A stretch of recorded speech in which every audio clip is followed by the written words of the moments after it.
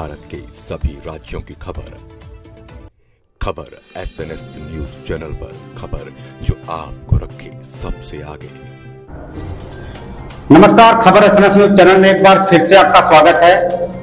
एक बार फिर से हम मौजूद हैं अपने मिनी ऑफिस वाराणसी में, और जैसा कि आज हमारे साथ में जुड़े हुए हैं LSP पार्टी के राष्ट्रीय अध्यक्ष डॉक्टर वीरेंद्र विश्वकर्मा जी, तो बहुत बहुत स्वागत है डॉक्टर साहब आपका हमारे चैनल में। धन्यवाद।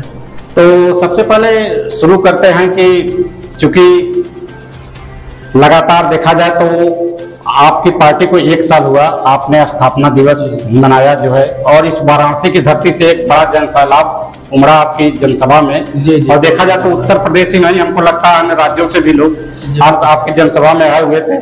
तो क्या कहना चाहेंगे कि आपकी पार्टी को 1 साल हुआ और एक मुहिम आपने छेड़ा हुआ है शोषित वंचित समाज को लेके, तो क्या कहना चाहेंगे आप पहले स्थापना दिवस को लेके कि जो आपने मनाया और इतनी भारी संख्या में लोग आए, और क्या मुख्य उद्देश्य है इस भीड़ को बुलाने का, उनको समझाने का?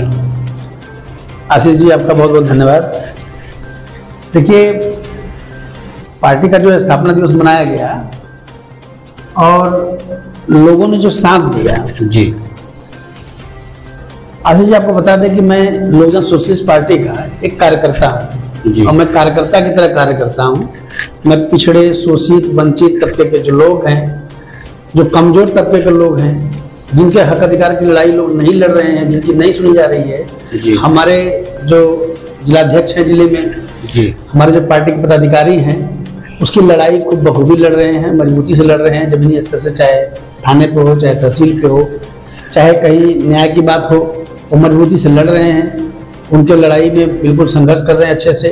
तो लोगों को जो न्याय दिलाने का कार्य हम लोग कर रहे हैं, इससे लोग प्रभावित होके, कमजोरों का कोई सुनने वाला है, उससे प्रभावित होकर लोग अन्य प्रदेशों से, आपने देखा होगा कि लोग आए थे, महाराष्ट्र से लेके झारखंड, बिहार, अन्य दिल्ली, अन्य प्रदेशों से भी लोग आए थे यहाँ पे। और उन सभी का आशीर्वाद हम पा के हम धन्य हुए हैं। और मैं दिन प्रतिदिन मैं अच्छा कार्य करने की कोशिश कर रहा हूँ। मैं कमजोर तबके की लड़ाई लड़ने की, जो वंचित शोषित तबके समाज के हैं लोग, उनकी लड़ाई लड़ने का बिल्कुल निरंतर प्रयास कर रहा हूँ। जी बिल्कुल। दूसरा सवाल आता है डॉक्टर साहब कि लगातार देखा जाए तो उत्तर प्रदेश सरकार की हम बात कर रहे हैं कि लगातार एक बेरोजगारी का एक जनसैलाब जैसे धीरे धीरे उमड़ रहा है, तो क्या लग रहा है कि नौजवानों के प्रति आपका क्या लक्ष्य है? बहुत बड़ा सवाल है आशीष जी आपका। ये आपका जो सवाल है बहुत बड़ा सवाल है। हमारे नौजवानों के लिए ये समझिए कि पूरे भारत में नौजवानों के साथ एक धोखा हो रहा है। जी। पूरे भारत में, खासतौर से हम लोग उत्तर प्रदेश से आते हैं। जी। उत्तर प्रदेश के जो नौजवान हैं, अपने आप को एकदम, उनके समझ में आ रहा है कि मैं एकदम जट लिया गया हूँ, मेरे साथ फ्रॉड हो रहा है। और आज नौजवानों की हालत देख लीजिए कि बीटेक एमटेक करके लोग समोसा बनाने के लिए, तलने के लिए, हमारा सरकार भी कहता है कि समोसा तल लो, पकौड़ा तल लो। आपने असली सुना होगा। जी। कई चैनलों के माध्यम से हमने भी सुना है कि लोग कहते हैं कि पढ़ाई लिखाई करके नहीं नौकरी है तो पकौड़ा तल लो। जी। तो बताइए कि हम जो कर्ज लेके पढ़ते हैं, जो गरीब तबके के लोग हैं, वो कर्ज लेके बैंकों से लोन लेके पढ़ते हैं। तो जो लोन लेके पढ़ा है, कर्ज लेके पढ़ा है, वो एमटेक बीटेक करके पकौड़ा तलेगा, तो कर्ज कौन भरेगा? जिससे किसानों की तरह हमारे नौजवान युवा साथी जो अभी, वो भी आत्महत्या करने के लिए मजबूर हैं। जी बिल्कुल। उसी पे हम एक चर्चा करते हैं कि जैसे 69,000 शिक्षक भर्ती का मामला। बिल्कुल सर, देख लीजिए। बिल्कुल। उसमें बहुत सारे अभी जो है न्याय के लिए जी लड़ रहे हैं। सुप्रीम कोर्ट का आदेश भी आया, लेकिन अभी भी उस पे हमें लग रहा है कि उत्तर प्रदेश सरकार की तरफ से कोई डिसीजन नहीं आया है। देखिए, ये केवल बरगलाने की कोशिश की जा रही है सरकार की। सरकार केवल बरगला रहा है। जी। हम समझते हैं कि सरकार को पहले इस चुनाव को बिल्कुल खत्म, जो भर्ती था, जो शिक्षक भर्ती थी, उसको पहले एकदम निरस्त कर देना चाहिए था। पुनः फिर से भर्ती करना चाहिए। जी। या तो वो बता दे कि जो ज्यादा आरक्षण में जो ज्यादा ले चुके हैं सीट, जी, जो जनरल के आ गए हैं ओबीसी SC ST में, उनको क्या करेगी, उनको कैसे निकालेगी? जी। जो नौकरी पा गए हैं, अब मैं तो ये नहीं कहूंगा ना कि उनकी नौकरी निकाल दी जाए। भाई कोई नहीं कहना चाहेगा जिसको नौकरी मिल चुकी है उसको नौकरी से ना निकाला जाए। जी। लेकिन उसकी कुछ सरकार को व्यवस्था भी तो करनी चाहिए उसकी जगह। अभी आप समझिए कि पहले तो मेरे समझ से जिन्होंने करप्शन किया है पहले उनको जेल भेजना चाहिए, तुरंत जेल भेजना चाहिए, चाहे कितने भी उच्च स्तर के अधिकारी रहे हों। देखिए, जब अधिकारियों को जेल भेजेंगे आप, हमारी सरकार, वैसे आपके चैनल के माध्यम से सरकार से भी निवेदन करूंगा कि जब तक उच्च स्तरीय अधिकारियों को जेल नहीं भेजा जाएगा तब तक ये जो फ्रॉड है, ये जो करप्शन है, ये दूर नहीं हो सकता। आजकल आप देखेंगे कि आप समझिए, आप ये बहुत बड़ी बात समझने वाली है, सरकार ने घोषणा तो कर दिया जी, सुप्रीम कोर्ट ने घोषणा कर दिया, अब वो सरकार लागू कैसे करेगी, उसको पहले क्लियर करे, कैसे लागू करेगी। जी जी, सरकार के बस की बात तो है नहीं कि इनको नौकरी निकाल दे या एक्स्ट्रा नौकरी डाल दे उसमें। जी बिल्कुल, उसमें अलग से वो भर्ती भी नहीं कर पा रहे हैं, आज भी देखिए स्टंट क्लियर नहीं हुआ। तो उनको पहले ये क्लियर करना पड़ेगा कि जो जो इसमें दोषी हैं उनको पहले उठा के जेल भेज दिए।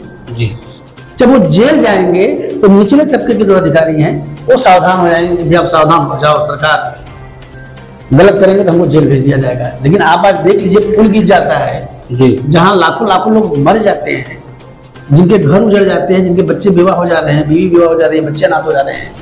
तो बताइए सरकार कर क्या रही है? उनको कभी कभी दोष आपने देखा है कि किसी पुल बनाने वाले को, अधिकारी को दोषी किया गया है?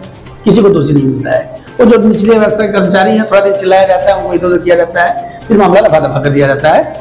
चुप, वो कारण उसका है जो मैं समझता हूँ, कारण उसका है कि जिस अधिकारी ने गलती किया है उसी अधिकारी को जांच के लिए आप दे देते हैं जी, वही अधिकारी जांच करता है। तो बताइए, आप अपनी कलम से अपना गलती कबूल करेंगे? जी बिल्कुल, एक बड़ा मामला है। आइए हम बात करते हैं, क्योंकि अभी आज देखा जाए तो आज हम लोग स्टूडियो में बैठे हैं, एक रिजल्ट भी आया हुआ है हरियाणा और जम्मू कश्मीर को। जी बिल्कुल, और हम बात करेंगे हरियाणा की।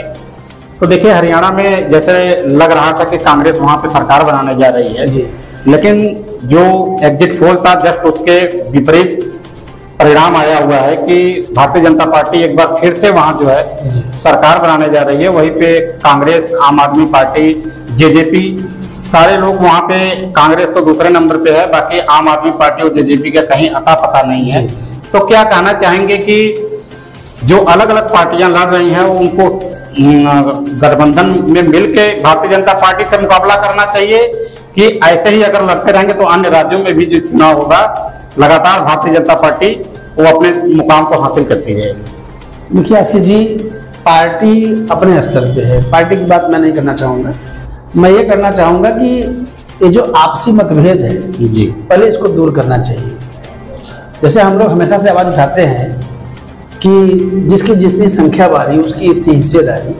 तो जो पार्टी अलायंस में है जी, जैसे इंडिया के नाम से जो अलायंस करके चल रहे हैं, इंडिया के नाम से अलायंस करके चल रहे हैं जी, तो उनको आपस में बैठ के एक तालमेल बना के अपने सीटों का बंटवारा कर लेना चाहिए।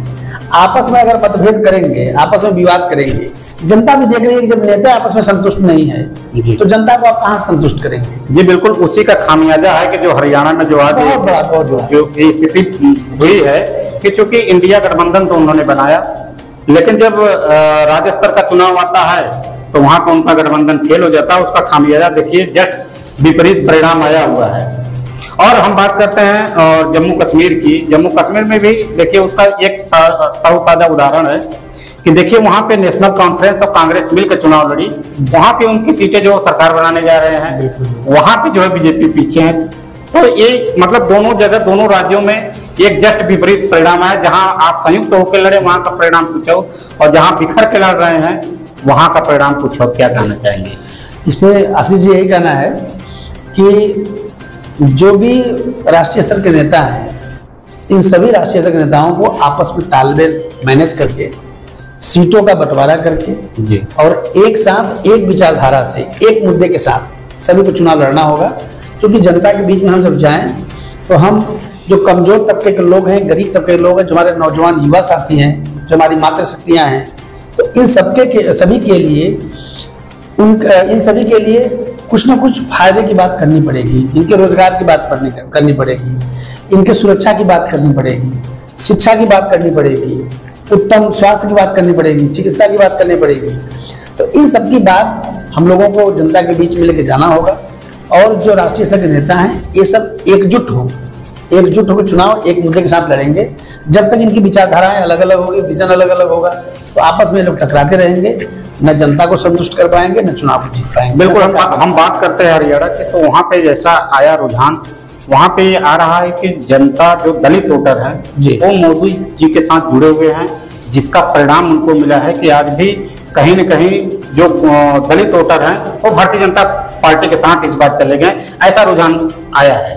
नहीं आशीष जी, मैं आपकी इस बात से सहमत नहीं हूँ। चूंकि देखिए, जो दलित भाई हमारे हैं, जो दलित का वोट है, जैसे कहा जाता है कि हमारा सरकार, मोदी सरकार कहती है कि गरीबी खत्म हो गई। बताइए कि 80, अपना कहते हैं कि 80 करोड़ लोगों को मैं भीख दे रहा हूँ, अनाज दे रहा हूँ। 5 किलो अनाज से किसी की जीवन बदल सकती है? किसी की जीवन नहीं बदल सकती। 5 किलो अनाज से कोई एक हफ्ता खा के दिखाए कि 5 किलो में एक हफ्ता निकाल लेगा, नहीं हो पाएगा, संभव नहीं है। तो जो आप दलित की बात कर रहे हैं, दलित वहां नहीं जा रहा है, दलित उनके साथ नहीं है, भारतीय जनता पार्टी के साथ नहीं है। लेकिन कुछ मजबूरियां हैं, जब ऑप्शन नहीं मिलता है जी, तो उनको पता नहीं चलता कि हम कहाँ जाएं। उनका जो नेतृत्व करने वाला होता है वो आपस में टकरा गया है, आपसे लड़ गया है, अपने विजन को, अपने विचार को वहां तक नहीं पहुंचा रहा है जी। तो इसलिए लोग भ्रमित होकर कहीं भी जा रहे हैं, उसका कोई बहुत बड़ा रोल नहीं होता है। क्योंकि भारतीय जनता पार्टी की सरकार है, भारतीय जनता पार्टी एक तरह से कह लीजिए कि पूरे भारत में सबसे बड़ी सरकार है, तो उनका वर्चस्व भी ऑब्वियसली ज्यादा होगा जी। तो उनके लोग भी ज्यादा हैं, तो ज्यादा जिसके लोग रहेंगे ज्यादा प्रचार होगा, ज्यादा समर्थक होंगे, तो उनको ज्यादा व्यवस्थाएं मिलेंगी। बिल्कुल आते हैं आपके, क्योंकि आप पार्टी के राष्ट्रीय अध्यक्ष हैं, तो लगातार हम आपकी पार्टी पे आते हैं कि एलएसपी पार्टी को 1 साल हुआ, और किस विजन के साथ वो आप काम करना चाहेंगे आगे? देखिए आशीष जी, मेरा जो विजन है, हमारे पार्टी का जो विजन है, वो कमजोर तबके के लोगों को लेकर होता है। जो शोषित वंचित समाज के लोग हैं, पिछड़े तबके के लोग हैं, अल्पसंख्यक तबके के लोग हैं जी, इन लोगों की जो कहीं बात उठती है जी। हम लोग पिछड़े समाज से आते हैं, हमारी कहीं भी हमको समस्या होती है किसी भी विभाग में, चाहे सामाजिक देख लीजिए, चाहे आर्थिक देख लीजिए, चाहे राजनीति देख लीजिए, चाहे प्रशासनिक देख लीजिए, कहीं भी देखा जाता है हमको कहीं जगह नहीं मिल रहा है। तो हमारी लड़ाई इन सब मुद्दों की है कि इनको न्याय कैसे मिले, इनको इनका हक अधिकार कैसे मिले। हम इस मुद्दों पे काम कर रहे हैं।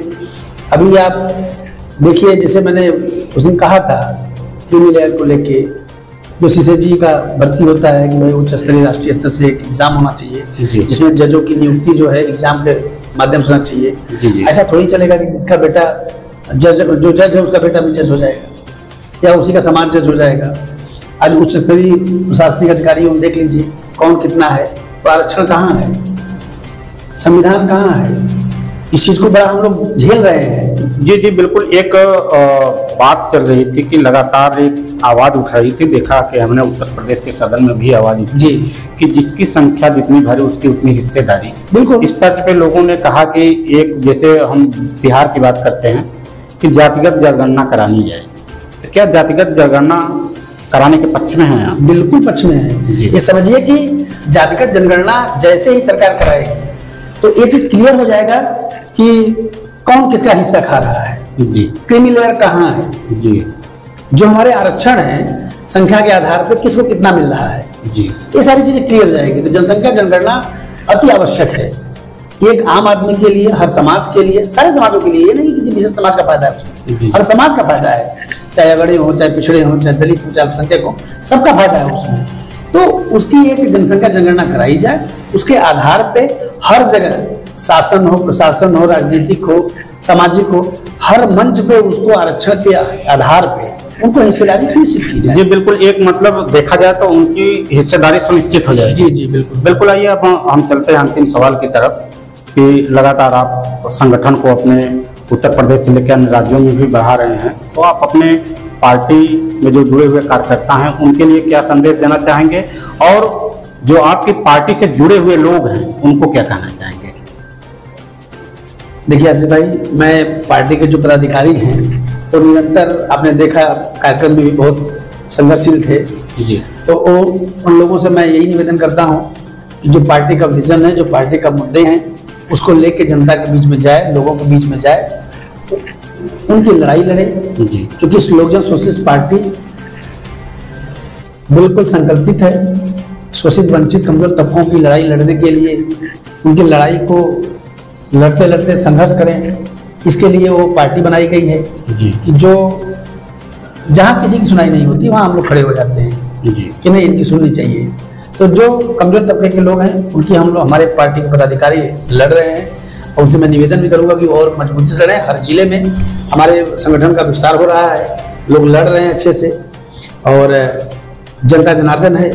जनता की बात आपने किया तो जनता जनार्दन है। जनता जिसको चाहे माथे पे उठाए, सिर माथे उठाए, जिसको चाहे उसको गिरा दे। तो जनता देख रही है, जो जनता के साथ काम करेगा जनता उसको चुनती है। जनता से भी हम निवेदन करेंगे आपके चैनल के माध्यम से कि जो इनका वोट है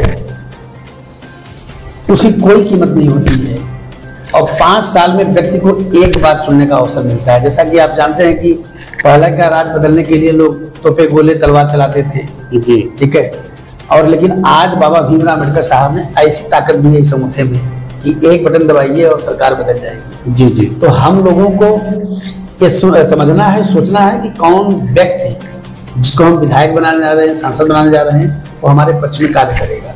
बिल्कुल जान सोच समझ के अपनी वोट की कीमत को पहचाने, बगैर किसी संसाधन के चक्कर में पड़े। देखिए आशीष जी, ये सब जानते हैं, कोई बोलता नहीं है। संसाधन के चक्कर में पड़ के जब तक हम वोट देंगे जी, वोट की कीमत जैसे हम अपनी बहन बेटी बहू की करते हैं वैसे ही उसकी सुरक्षा करनी पड़ेगी, और एक सही जगह वो हमारा वोट जाए। कि हमको बहुत ही सोच समझ के वोट देने की जरूरत है कि कहाँ वोट दे, किसको वोट दे, कि हमारे लिए कार्य करेगा, हमारे संघर्षों की लड़ाई लड़ेगा वो। बिल्कुल, कुल मिला के कहा जाए कि हमें अपने अधिकारों को समझना है। जी जी। तो बहुत बहुत स्वागत है और बहुत बहुत धन्यवाद आपका कि आप हमारे चैनल में आए, आपने महत्वपूर्ण समय दिया। तो बने रहिए ऐसे ही हमारे खबर एक्सप्रेस न्यूज चैनल के साथ।